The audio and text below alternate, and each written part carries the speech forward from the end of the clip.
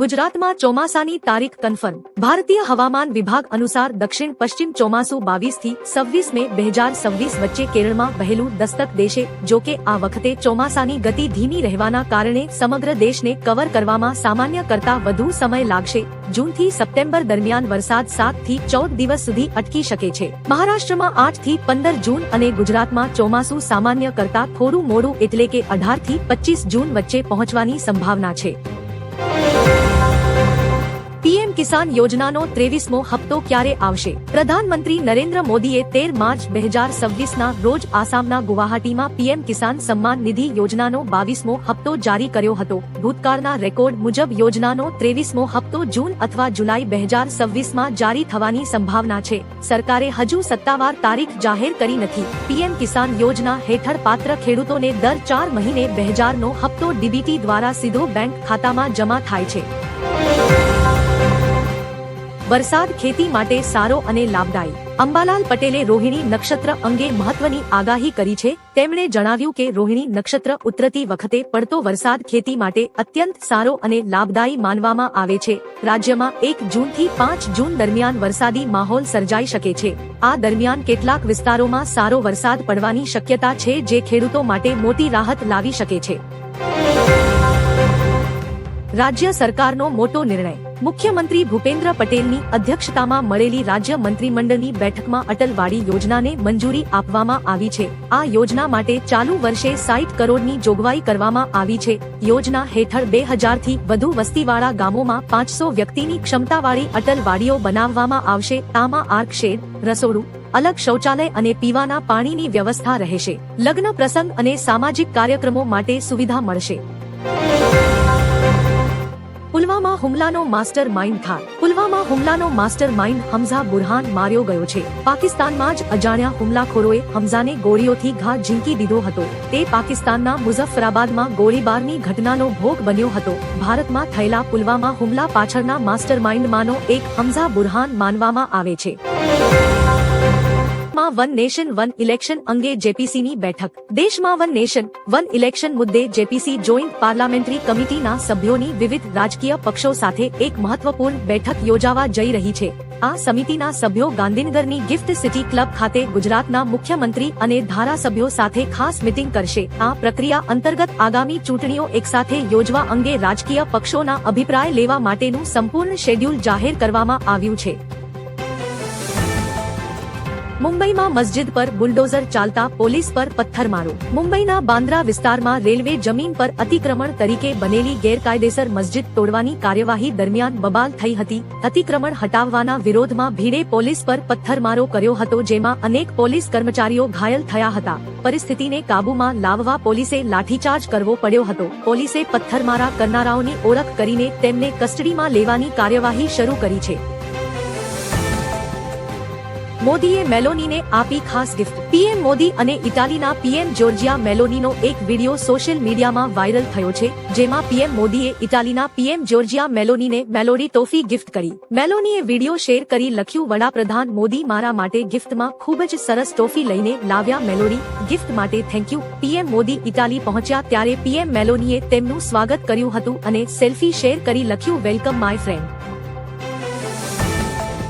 થોડા જ દિવસોમાં દિલ્હીમાંથી હટી જશે ભાજપ સરકાર। પશ્ચિમ બંગાળ ચૂંટણીમાં હાર બાદ ટીએમસી સુપ્રીમો મમતા બેનર્જીએ દાવો કર્યો છે કે થોડા જ દિવસોમાં ભાજપ સરકાર દિલ્હીની સત્તા પરથી હટી જશે। તેમણે નવી શુભેન્દુ અધિકારી સરકાર પર ચૂંટણી પછીની હિંસા અને બુલડોઝર સંસ્કૃતિનો આરોપ લગાવીને 21 મે 2026થી કોલકાતામાં મોટા જનાંદોલનની જાહેરાત કરી છે। આ હિંસા વિરુદ્ધ મમતા બેનર્જી પોતે વકીલના વેશમાં હાઈકોર્ટ પહોંચ્યા હતા અને ન્યાયની માંગ કરી છે। પુતિન સપ્ટેમ્બરમાં ભારત આવશે। રશિયાના રાષ્ટ્રપતિ વ્લાદિમીર પુતિન આ વર્ષે 12 અને 13 સપ્ટેમ્બરે નવી દિલ્હીમાં યોજાનારી બ્રિક્સ સમિટમાં ભાગ લેવા માટે ભારત આવશે। પીએમ મોદીએ ડિસેમ્બર 2025માં તેમના ભારત પ્રવાસ દરમિયાન પુતિનને આ સત્તાવાર આમંત્રણ આપ્યું હતું। 10 મહિનાની અંદર પુતિનનો આ બીજો ભારત પ્રવાસ હશે। આ દ્વિપક્ષીય સંબંધોને વધુ મજબૂત કરવા માટે પીએમ મોદી પણ આ વર્ષે રશિયાના પ્રવાસે જશે। બંગાળમાં ઓબીસી અનામત ઘટીને 7% થયું. પશ્ચિમ બંગાળ સરકારે કલકત્તા હાઈકોર્ટના 2024ના આદેશને આધારે ઓબીસી અનામત વ્યવસ્થામાં મોટો ફેરફાર કર્યો છે. રાજ્યમાં ઓબીસી અનામત 17%થી ઘટાડીને 7% કરી દેવામાં આવ્યું છે અને મમતા સરકારની ઓબીસી એ તથા બીની જૂની વ્યવસ્થા સમાપ્ત કરાઈ છે. હવે નવી યાદી મુજબ માત્ર 66 જાતિઓ જ અનામતના દાયરામાં રહેશે. આ નિર્ણયથી ધર્મ આધારિત વર્ગીકરણ પણ નાબૂદ થયું છે. જો કે 2010 પહેલાના અનામત મેળવનારા સુરક્ષિત રહેશે. પીએમની મેલોડી ભેટ પર પાર્લેએ આપી પ્રતિક્રિયા. ઇટાલીની મુલાકાત દરમિયાન વડાપ્રધાન નરેન્દ્ર મોદીએ ઇટાલીના વડાપ્રધાન જોર્જિયા મેલોનીને પાર્લે મેલોડી ટોફી ભેટ આપી હતી. આ નાની ભેટ હવે સોશિયલ મીડિયા પર મોટું ટ્રેન્ડ બની ગઈ છે. પાર્લે પ્રોડક્ટ્સે પોતાના ઇન્સ્ટાગ્રામ પર વિડીયો શેર કરીને લખ્યું, સ્વીટનિંગ રિલેશનશિપ સિન્સ 1983. કંપનીના વાઇસ પ્રેસિડેન્ટ મયંક શાહે આને કંપની માટે ગર્વની ક્ષણ ગણાવી છે.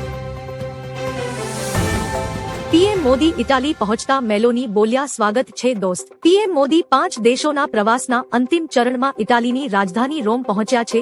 નોર્વેમાં 3G ભારત નોર્ડિક સમિટને ઐતિહાસિક બનાવ્યા પછી અહીં તેમનું ભવ્ય સ્વાગત કરાયું હતું. ઇટાલીના વડાપ્રધાન જોર્જિયા મેલોનીએ એક્સ પર એક તસવીર શેર કરીને લખ્યું, રોમમાં તમારું સ્વાગત છે મારા દોસ્ત. ભારતની વિદેશ નીતિ માટે વડાપ્રધાન મોદીનો આ ઇટાલી પ્રવાસ ખૂબ જ મહત્વપૂર્ણ માનવામાં આવી રહ્યો છે. બંગાળમાં સત્તાપલટા બાદ નેતાઓની ધરપકડ. પશ્ચિમ બંગાળમાં સત્તા પરિવર્તન થતાં જ ટીએમસી નેતાઓ વિરુદ્ધ રાજ્યવ્યાપી કડક કાર્યવાહી શરૂ થઈ છે. કૌભાંડો, હિંસા અને જમીન હડપ કરવાના આરોપ હેઠળ પૂર્વ મંત્રી સુજીત બોસ અને શેખ શાહજહાં સહિત અનેક દિગ્ગજોની ધરપકડ કરાઈ છે. એક ધારાસભ્યના પુત્ર પાસેથી વિદેશી હથિયાર અને પંચાયત પ્રધાન પાસેથી 13 કરોડની ઉચાપત પકડાતા હડકંપ મચ્યો છે. ડરથી અનેક મોટા નેતાઓ હાલ ફરાર થઈ ગયા છે.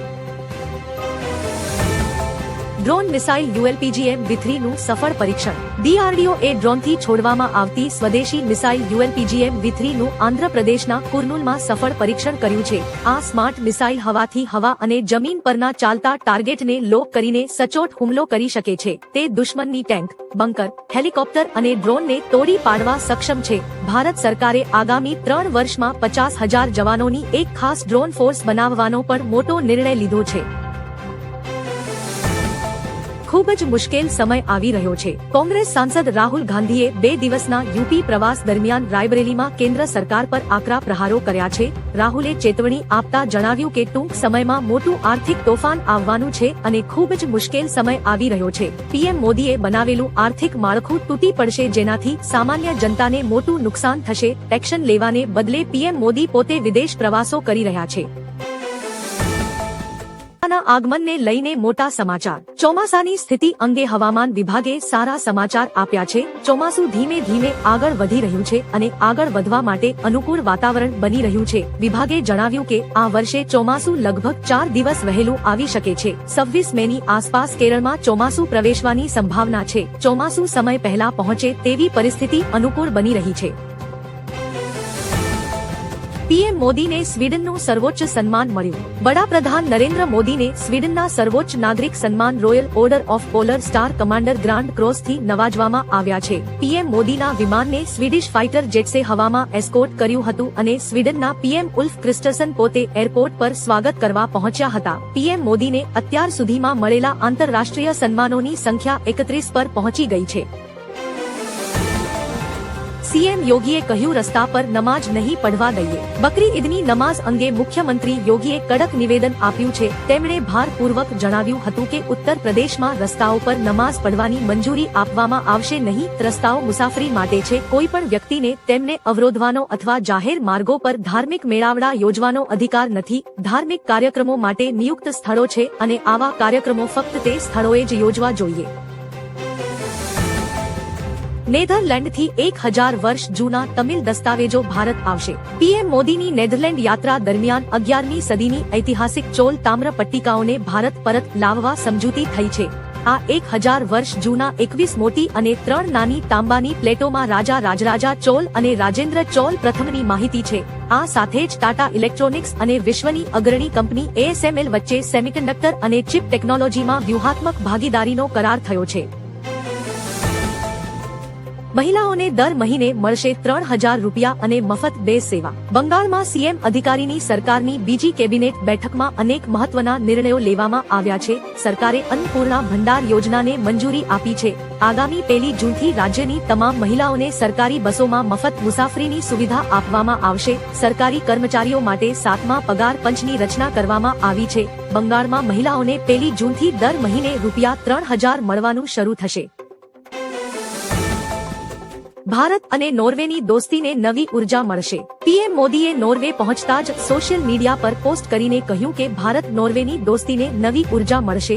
મોદીએ જણાવ્યું કે તેઓ નોર્વેની રાજધાની ઓસ્લો પહોંચી ગયા છે અને વડાપ્રધાન જોનાસ ગહર સ્ટોરેના ઉષ્માભર્યા સ્વાગત માટે આભાર વ્યક્ત કર્યો છે. તેમણે વિશ્વાસ વ્યક્ત કર્યો કે 43 વર્ષ પછીની આ ઐતિહાસિક મુલાકાત બંને દેશો વચ્ચેના મિત્રતાપૂર્ણ સંબંધોને વધુ મજબૂત બનાવશે.